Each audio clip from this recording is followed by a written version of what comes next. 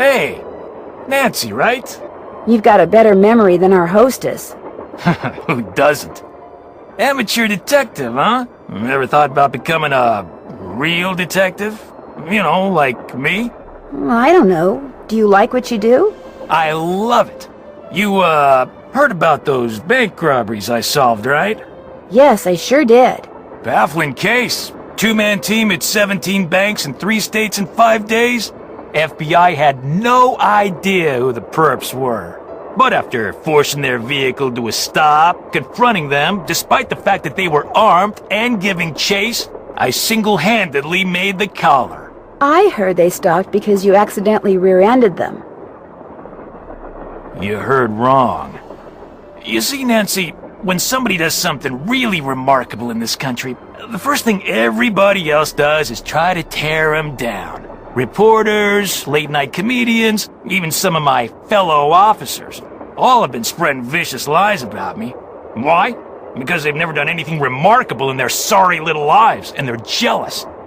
Anyway, you should look around in here. Lots of interesting stuff. This was Jake's private car, you know. I understand that you found something on the floor in the dining car. Yeah, at first I thought it was an old coin, but it turned out to be some kind of slug. Do you think it had anything to do with Lori's disappearance? Nah. Probably been lying there for 100 years. May have served a purpose back then, but now, worthless. May I see it?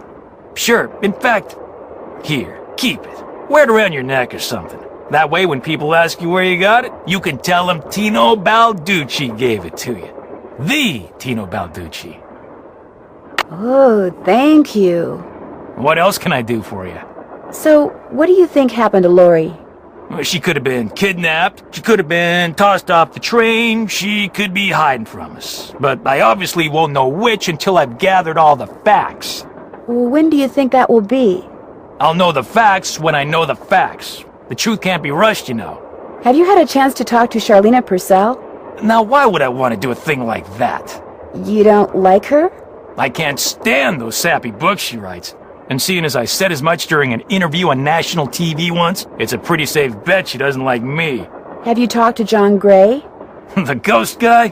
Total quack. Only reason I talked to him would be to arrest him for fraud. You've been a big help. Anything for a fellow detective. Wonder what Jake used this for. Another gemstone. Looks like an old-fashioned cigar box. Wonder why it's locked. Camille with Hager Anderson and Chantilly Hildegard. J.H. For Jake Hurley, obviously. Must be Jake's insignia. There, all done. Another gemstone. Eliza Sandberger. An old scale. Strange. It seems to be built into the wall. Those symbols look like the ones I saw in that sampler. Looks like to make this thing, whatever it is, I'm going to need a spyglass, a pickaxe, and a lamp. Citrine, amethyst, zircon... Those are all gemstones, I think. Silver. What do all those colors have to do with silver? Jake said a pickaxe goes here. I need a lamp. If I had a spyglass, I'd put it right here. According to that diagram I found, those 6 gemstones are supposed to go in these 6 holders, but I have no idea which one goes where. Looks like I need to enter 8 letters into this thing. The question is, which 8 letters? Lori?